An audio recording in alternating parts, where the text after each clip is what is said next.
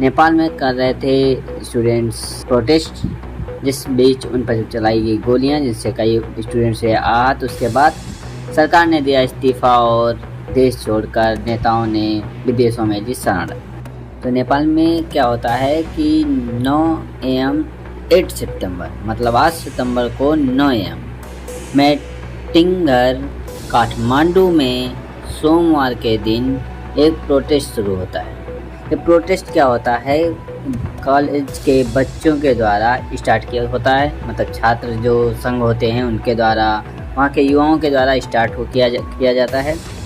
ये होता है क्योंकि हाल ही में नेपाल के द्वारा कुछ ऐप बंद किए गए थे। ऐप पे बैन लगाया गया था, जिसमें हमारा फेसबुक था, ट्विटर, हमारा स्नैपचैट, ये सारे ऐप शामिल थे। उसमें क्या होता है कि वो लोग प्रोटेस्ट कर रहे होते हैं। उस प्रोटेस्ट को रोकने के लिए गवर्नमेंट उन पे रबर बुलेट्स और जो देखने के बाद एक पैटर्न याद आता है। हम अगर पिछले कुछ सालों को ध्यान से देखें तो ऐसा पहली बार नहीं हो रहा है, ये होता चला आ रहा है। ये 2021 में होता है म्यांमार के साथ, 2022 में होता है श्रीलंका के साथ, 2023-24 में होता है बांग्लादेश के साथ और ठीक 2025 में होता है नेपाल के साथ। ये इतने सारे कोइंसिडेंस तो नहीं हो सकते और इन सब में बहुत ही अजीब से पैटर्न है। चलिए हम आपको बताते हैं हुआ क्या। म्यांमार में क्या होता है, फरवरी 2021 में प्रोटेस्ट होता है। प्रोटेस्ट क्यों होता है? प्रोटेस्ट छात्र संघ और युवा नेता और मजदूर संघ के द्वारा चलाया जाता है। चलाया क्यों जाता है? क्योंकि महंगाई हुई होती है, महंगाई के खिलाफ, सामान की कमी होने की वजह से और लोगों की बेरोजगारी की वजह से प्रदर्शन शुरू होता है 2021 में। फिर मानवाधिकार का हनन, लोकतंत्र का हनन, इन सब चीज़ों के लिए आंदोलन किया जा रहा होता है। रिजल्ट फरवरी 2021 में वहाँ पर तख्ता पलट होता है, वहाँ पर सैन्य शासन लागू हो जाता है। 2022 में जुलाई में श्रीलंका में सेम टू सेम यही बात होती है।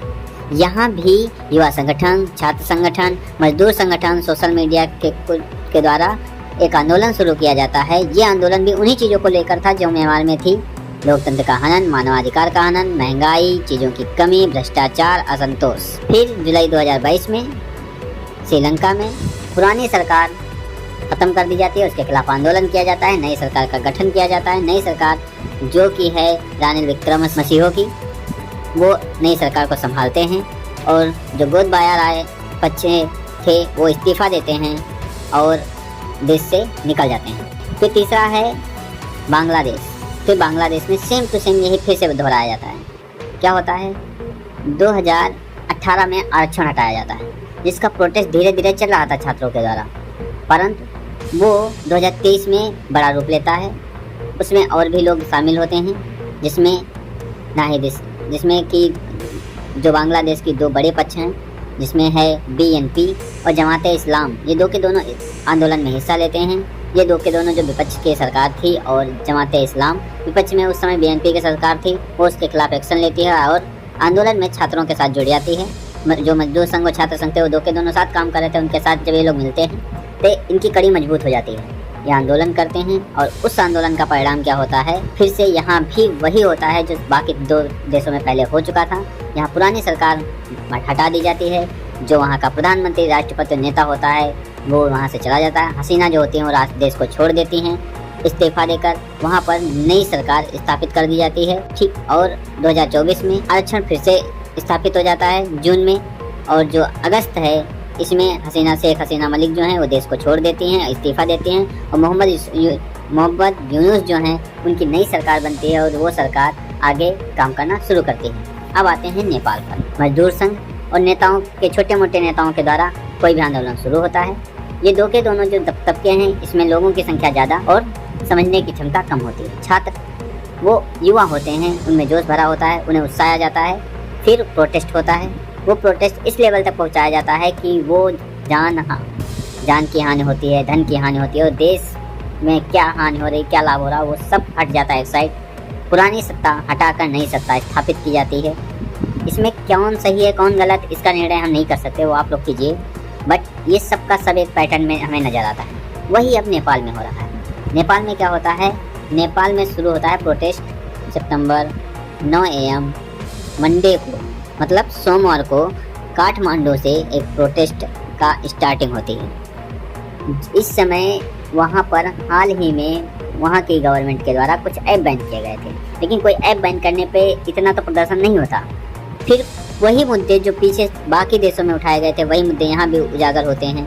बेरोजगारी है, इन सब मुद्दों को लाया जाता है। फिर से प्रोटेस्ट शुरू होते हैं। इन जब प्रोटेस्ट हो रहे होते हैं, फिर जब सरकार की तरफ से एक्शन लिया जाता है जिसमें कुछ लोगों की जान जाती है। ये बिल्कुल भी सही नहीं है, क्योंकि किसी भी राष्ट्र में जो छात्र है वही आगे चल के युवा है, और युवा ही देश की शक्ति है। और युवा का रुख होता है उसी ओर देश को मुड़ना ही पड़ता है। क्योंकि युवाओं का क्रोध बढ़ता जा रहा है, इसीलिए वहाँ पे प्रोटेस्ट बृहद रूप ले चुका है।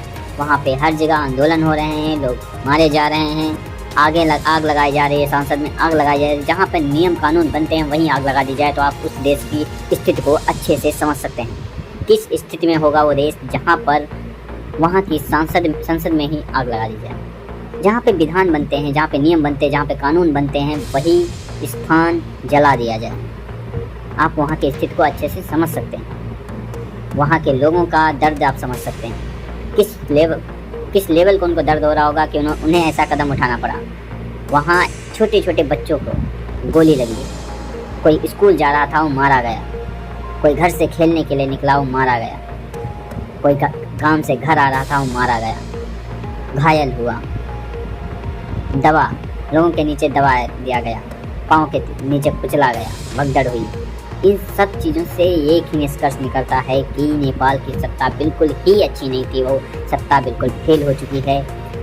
आज 9 सितंबर को वहाँ के जो प्राइम मिनिस्टर हैं KP शर्मा, उन्होंने इस्तीफा दे दिया और शायद वो भी बाकी राष्ट्रों में जैसे बाकी देशों में हुआ, वो भी अपना देश छोड़ेंगी और चली जाएंगी और राष्ट्र फिर से 10 साल 20 साल पीछे चला जाएगा। हमें भी ये सोचना होगा कि ये क्यों हो रहा है। धीरे धीरे चलता क्या ये भारत के संग विकल होगा? हमें सोचना होगा। आगे अपनी राय अवश्य दें कि आप क्या सोचते हैं इस बारे में, और हमें बताएं कि आपकी राय इस पर क्या है। नेपाल में जो हो रहा है उसका कारण क्या है, ये हमें ज़रूर बताएं।